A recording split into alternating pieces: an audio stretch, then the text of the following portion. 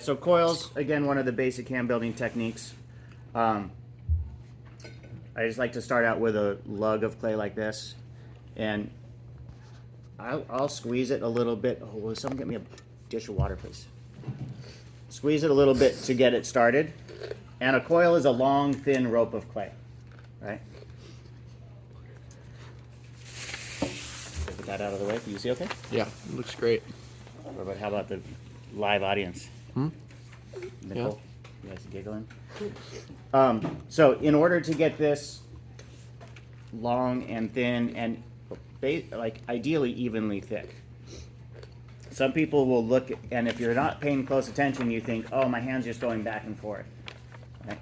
But if we look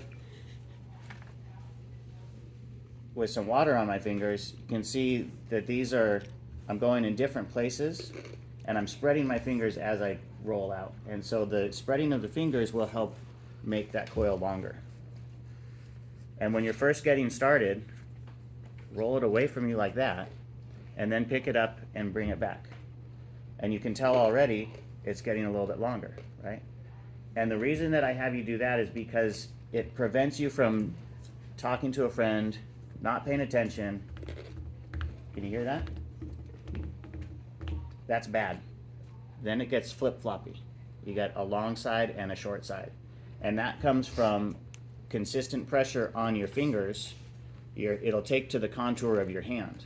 So the pads of your fingers stick out a little bit more. That's the flat part. The underside or the inside of your knuckles, that's the tall part. Or that's, right? And it'll form to that. If you get to that point, put it up on its tall side and just press it down so it's more square-like. And then reset your brain, think, okay, I gotta stop talking about that math test I have today, and push it away from yourself. And then bring it back. Okay? And if you start to notice that the clay is dry, you can add a little bit of water on your hands. That's maybe too much water. Just a little bit. And you can roll the coil with, and then when you start to get used to it and you can consistently roll some good coils, I'm just dragging it back. I'm not putting pressure down. And you can use two hands. And as I pull it back, I'm again not putting pressure down. Right? It's still a little floppy from that first example. And so now we've got a coil. We can use coils for construction. You can build coils vertically. You can use coils, you can score them and attach them if they're a little bit thinner. You can put them on the side of a pot for decoration. When we get to slab, we'll use them for construction again on the inside of two slabs where they meet. We'll drop a coil in, score real well, so that reinforces the wall. So there's a lot of ways we can do this. We can use this.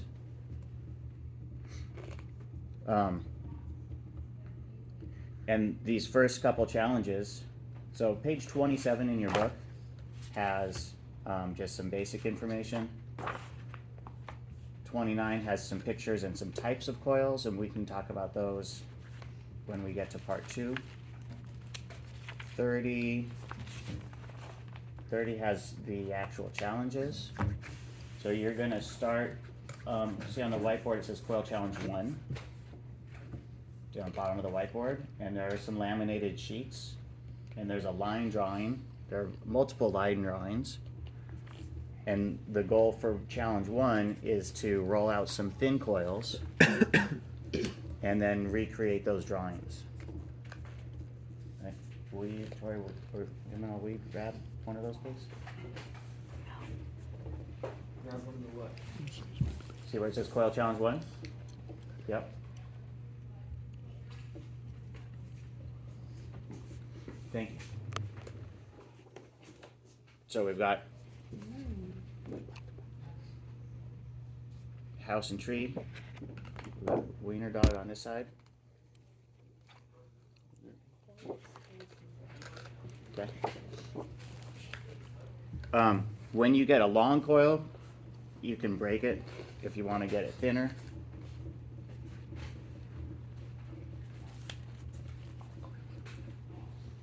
Oh. And if that happens, that's okay. You okay over there? though. And so that's rolling coils. Again, when we start to build up, our project for this is going to be a vase, and we'll talk about making a base for it. We'll talk about stacking coils and some things to think about as we go and we build vertical.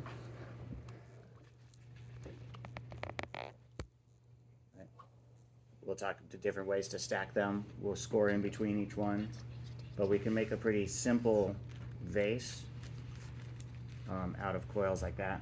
We'll score inside for strong construction and smooth for the glazing so that it holds water without seeping into the clay body. For challenge 1 though, you don't have to build directly on here, right? You can make it a little bit larger on the desk, but you're just recreating these drawings, and you're going to do 3 drawings. So there's the dog, there's the house and tree, there's a butterfly. If you want to get challenge yourself more, there are some more detailed. You want to use finer coils for that. Challenge 2, we're going to go back to page 29